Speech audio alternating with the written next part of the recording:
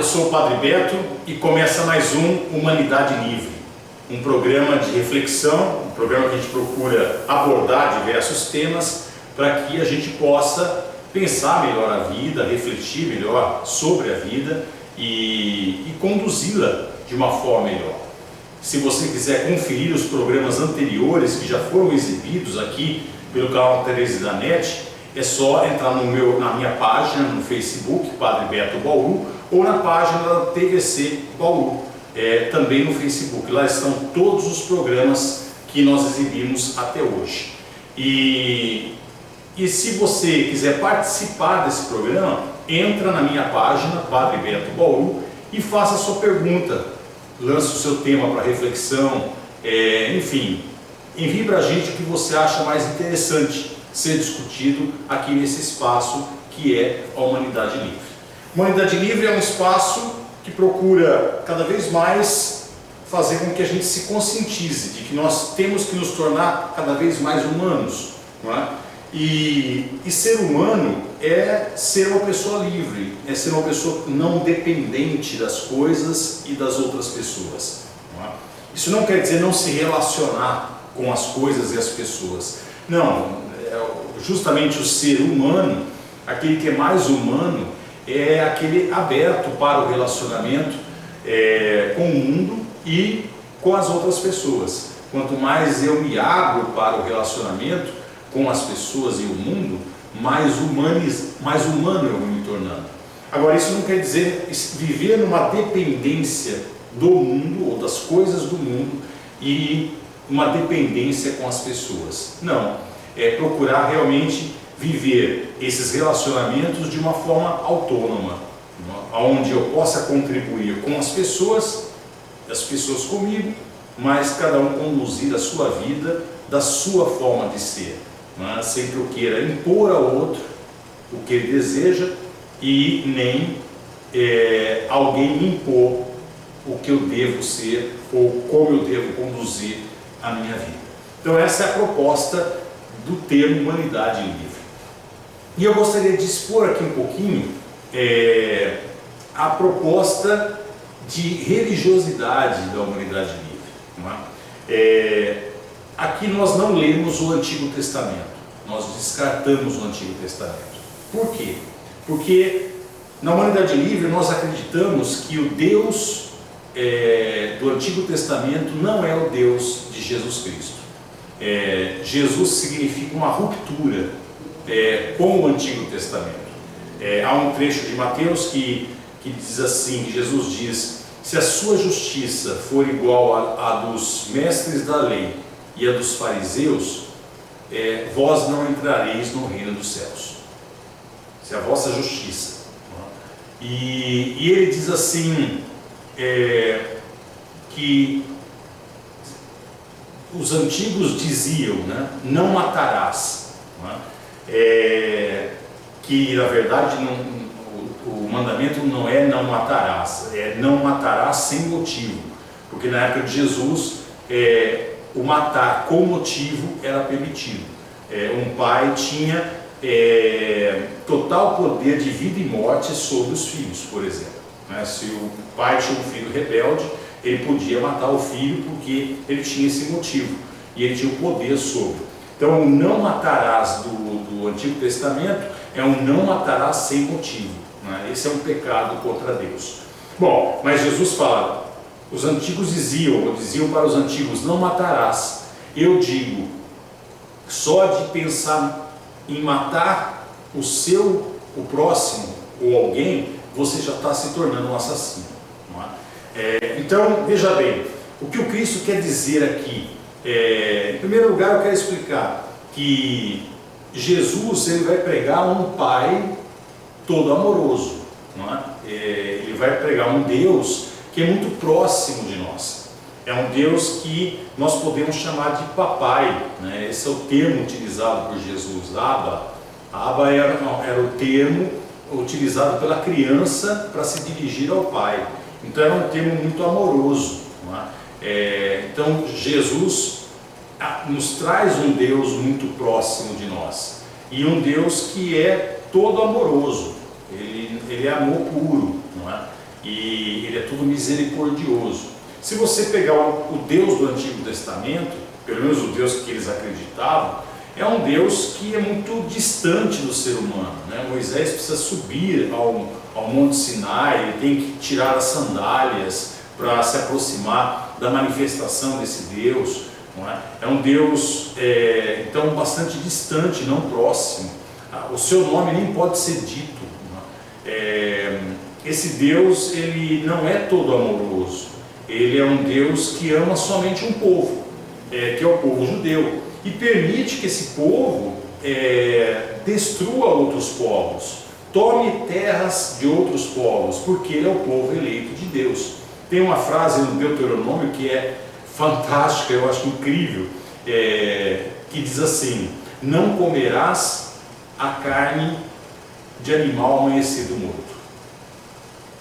Até aqui tudo bem, né? Se um animal que eu tenho, estou criando, seria uma ovelha, por exemplo, e ela morre de repente, não é?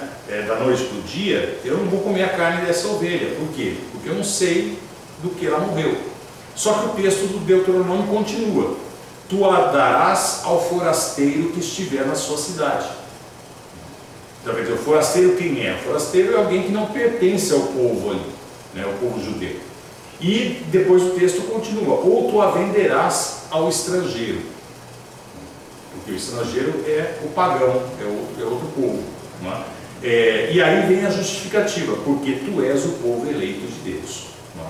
Então é um Deus que escolhe um povo em detrimento de outros povos. Não é?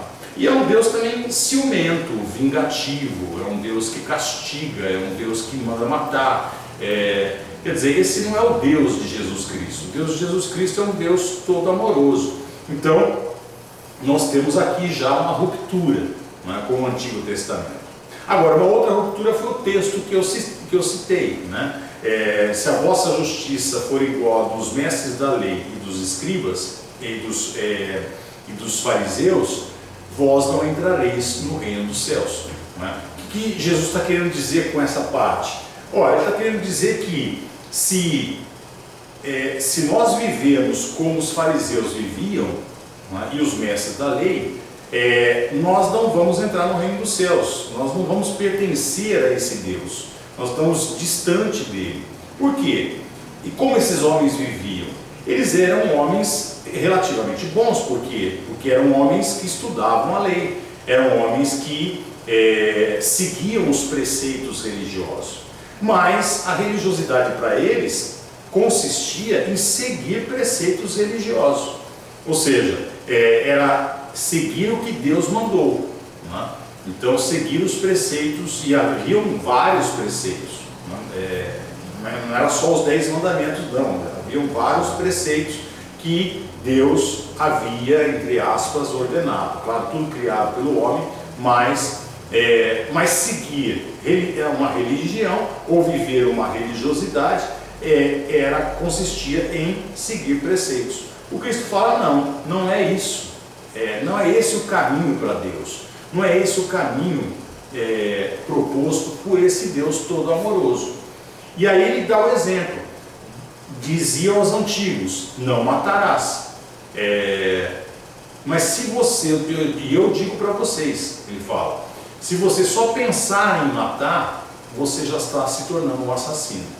Não é? O que Jesus está querendo dizer com isso? Ele está querendo dizer que não basta, aliás, o caminho não é seguir lei ou preceito, mas o caminho é um caminho de iluminação, é um caminho de purificação interior.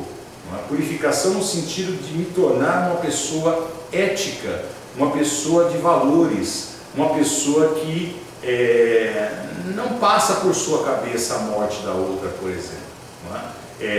Não basta eu não matar.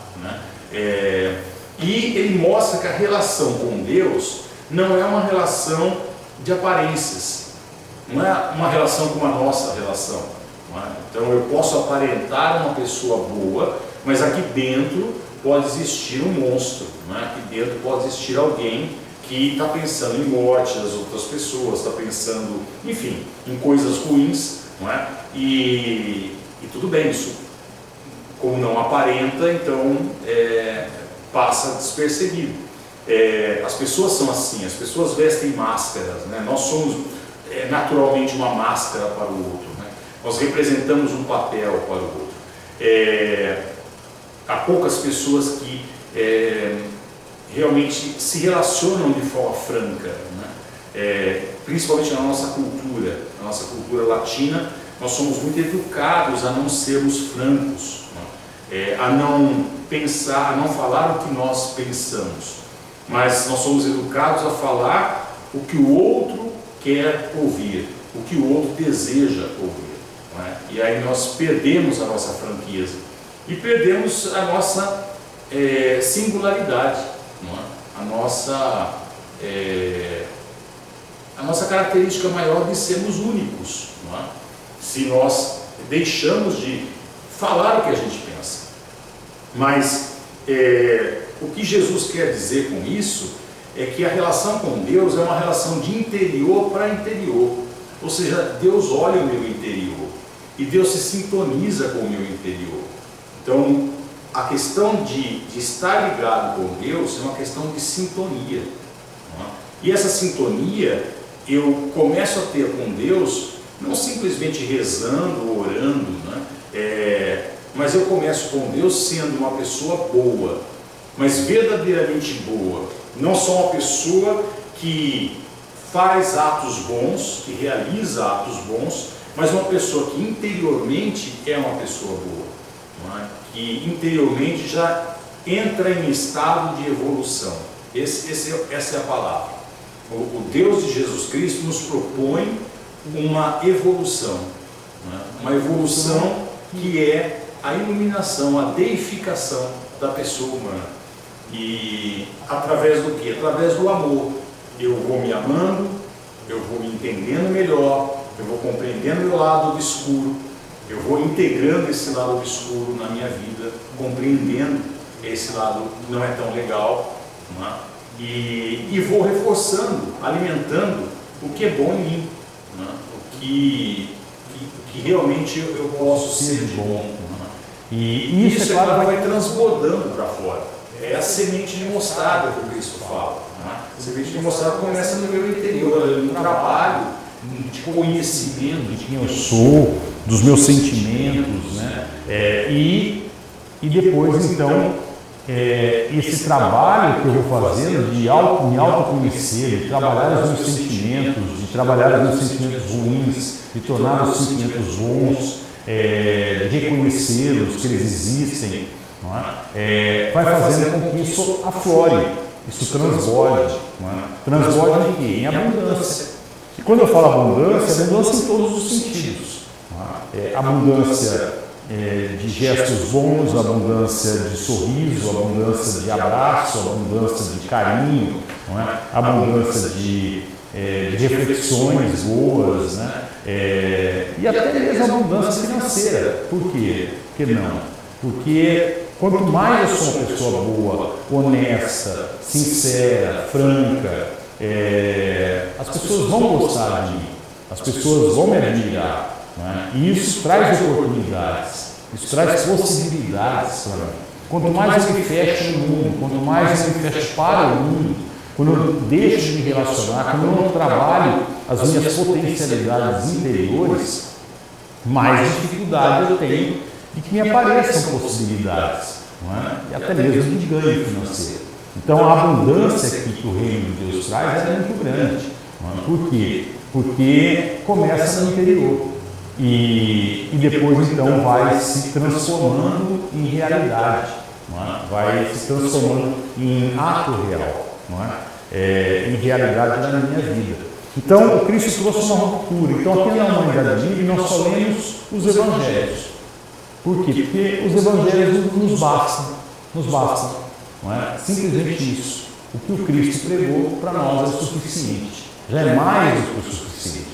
É um desafio muito grande, porque não só ele nos ensina a amar, mas ele coloca em nós uma grande responsabilidade. A responsabilidade de ser luz do mundo e sal nessa terra. Ele diz, vós sois a luz do mundo, vós sois o sal da terra. Então, essa responsabilidade de ser algo para o mundo, mas algo que transforme o mundo em um mundo melhor, é uma grande responsabilidade. Não é? E nós não lemos o Novo Testamento, que são as cartas de Paulo, nem o Atos dos Apóstolos, nem o Apocalipse, nada disso, porque nada disso tem a ver com a tradição de Jesus. Não é? Paulo não conheceu Jesus, vai distorcer muita coisa, ele vai trazer uma filosofia platônica e estoica para o cristianismo. O Cristo não foi platônico, nem foi estoico. Não é? O Cristo não é uma seta. O Cristo, ele saboreia a vida. Para ele a vida deve ser uma festa de casamento, não é? Onde não há o jejum, não há, enfim, o sacrifício. Ele diz: eu não quero sacrifício, o que eu quero é misericórdia.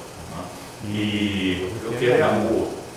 E Paulo não, Paulo vai trazer várias concepções, ele vai dividir a alma e o corpo, né, que é uma visão estoica.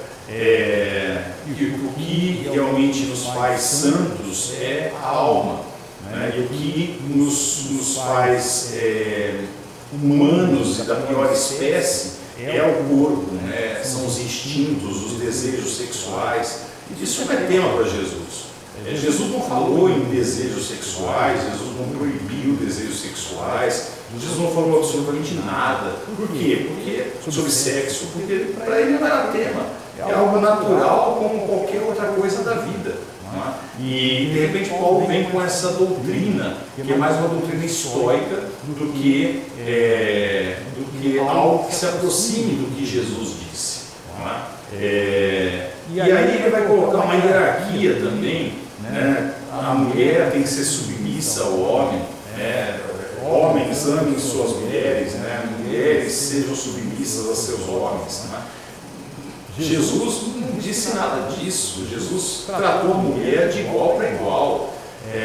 Se você pegar a cena de Jesus conversando com a samaritana no poço de Jacó, você vai ver que Jesus quebrou todos os paradigmas que existiam em relação à mulher. Primeiro, naquela época não se conversava com mulher em praça pública. Só se conversava com mulher em casa quando o homem se dirigia à mulher. Então a mulher era um subproduto mesmo. Jesus vai conversar com a mulher em praça pública. Terceiro, segundo, Jesus, não se conversava com a mulher sobre Deus. Deus não era um tema de mulher. Jesus vai conversar com a samaritana sobre Deus. Ele vai falar sobre teologia, né? Ele vai falar sobre Deus. Então ele vai tratar essa mulher de igual para igual. E terceiro, essa mulher é uma samaritana. Quer dizer, uma samaritana é uma inimiga dos judeus. Os judeus não se dirigiam aos samaritanos. E nem os samaritanos aos judeus. Quer dizer, eles eram inimigos. E quarto, essa mulher é uma prostituta. Por quê? Porque ela está ao meio-dia no poço de Jacó. Ela não está servindo em casa. Meio-dia é hora de servir em casa. Então, se ela está ali pegando água no poço, é sinal de que ela é uma mulher da vida. E Jesus sabe disso. E ele vai conversar com ela tranquilamente e sobre Deus. Um assunto só de homens, que é um assunto importantíssimo. A mulher não tinha, para os homens da época, a mulher não tinha compreensão para discutir esse tema. Então Jesus vai quebrar todos os paradigmas em relação à mulher. Jesus é um feminista ali, naquele momento. E aí Paulo vem dizer que as mulheres têm que ser submissas aos homens. Paulo vai dizer assim: olha, a cabeça do homem é Jesus Cristo e a cabeça da mulher é o homem. Então Paulo tem uma compreensão do mundo e, além do mais, Paulo tem certeza que o mundo vai acabar. E que o final do mundo está próximo. Então Jesus veio e o final do mundo está próximo. Portanto, é que ele diz: olha, se puderem, não se casem. Por que não se casam? Porque Paulo é estoico. Para o estoico, tudo tem que ter um sentido racional. Então, se o mundo está para acabar, é melhor que não se case. Por quê? Vai constituir família para quê? Se o mundo vai acabar. Não é?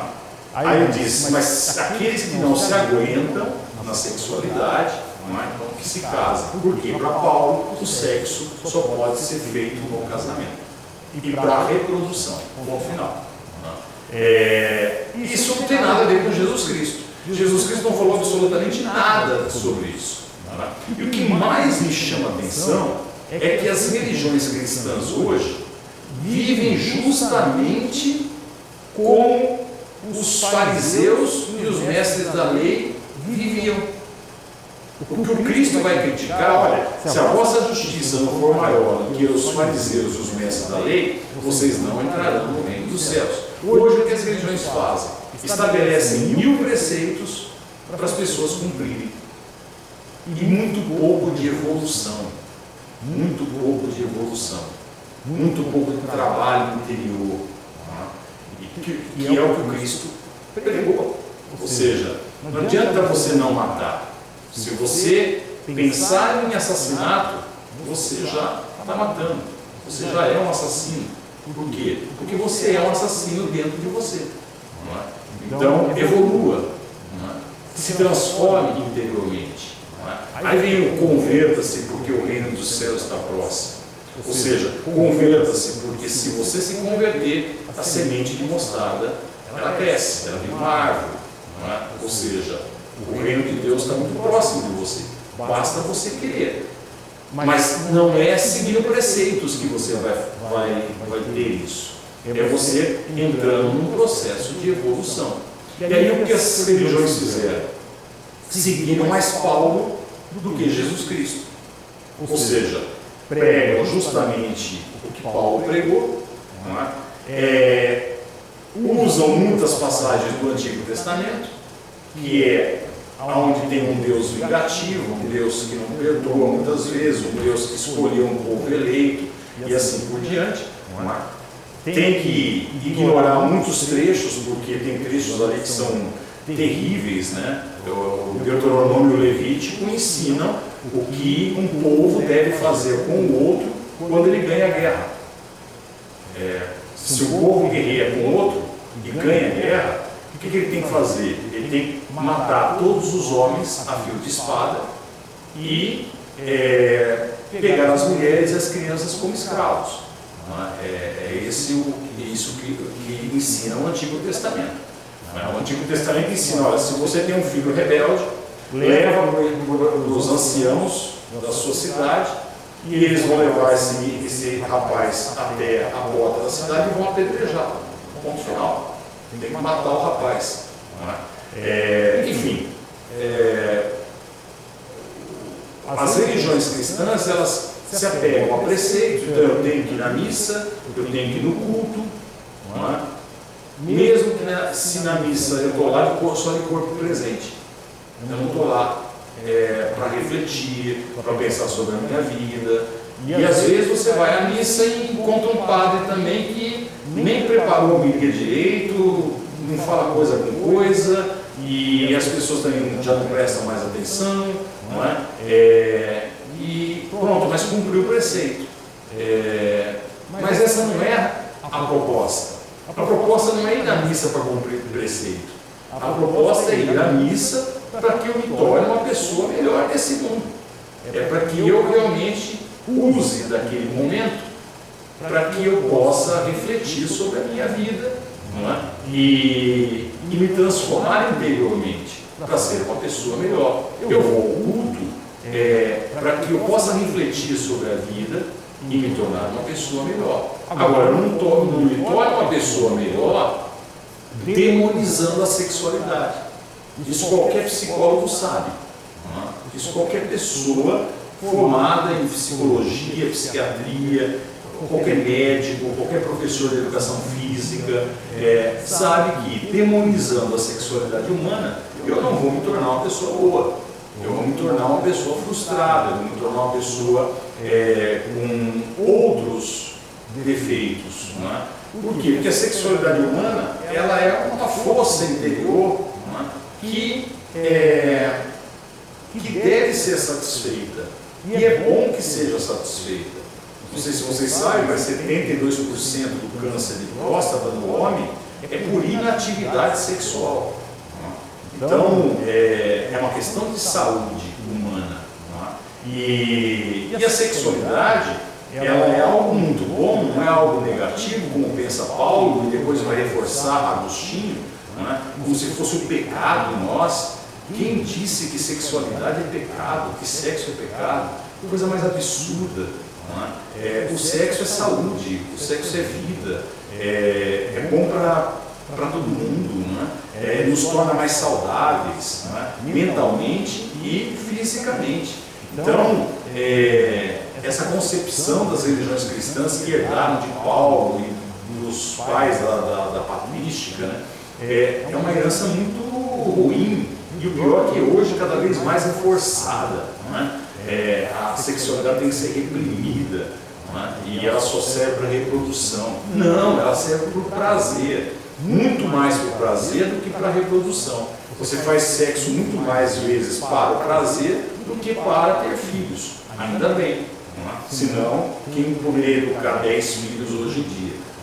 Mas o que se precisa, o que as religiões deveriam fazer, é oferecer uma boa educação sexual. É o que deveria ter nas escolas. Eu vejo hoje o pessoal falando que é absurdo discutir sexualidade na escola e tal. Gente, o lugar onde tem que ser discutido sexualidade é um lugar da educação. Em casa, sim, mas nem sempre os pais têm autoridade para isso. Muitas vezes é o professor de educação física que vai ter que orientar os meninos. A professora de educação física vai ter que orientar os meninos, é o professor de biologia, que vai ter que orientar a classe, e tem que ter uma boa educação sexual. Por quê? Porque as crianças, os adolescentes, entram na puberdade e já começam a sentir o que é sexualidade. E hoje mesmo a internet está aí. Quantas pessoas, quantas vítimas de pedofilia não tem por aí? Por quê? Não tiveram uma educação sexual, não souberam se prevenir disso, foram pegas de surpresa, e aí se tornam vítimas e vão carregar isso pro resto da vida. Então a educação sexual é importantíssima.